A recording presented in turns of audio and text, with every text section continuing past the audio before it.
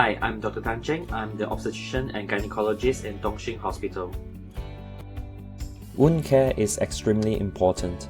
Proper wound care can reduce the risk of infection and prevent wound breakdown. One of the commonly asked questions is if there is any particular food to avoid during the wound healing process. The only food to avoid is those you are allergic with. Protein is a key nutrient that helps in wound healing. Chicken, eggs, and meat are all good sources of protein. Some cultures believe that patients should avoid to be in contact with water.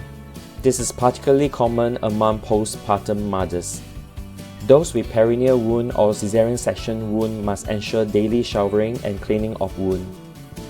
During cleaning, avoid scrubbing or rubbing the wound area. Pat dry and avoid wiping after showering or cleaning the wound area.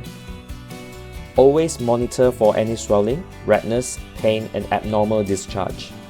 Your doctor is just a phone call or a message away. Update any changes to your doctor for further advice. If you are taking injections to prevent blood clots, such as low molecular weight heparin, and you notice any bleeding or bruising over the wound, stop the injection and seek for further advice.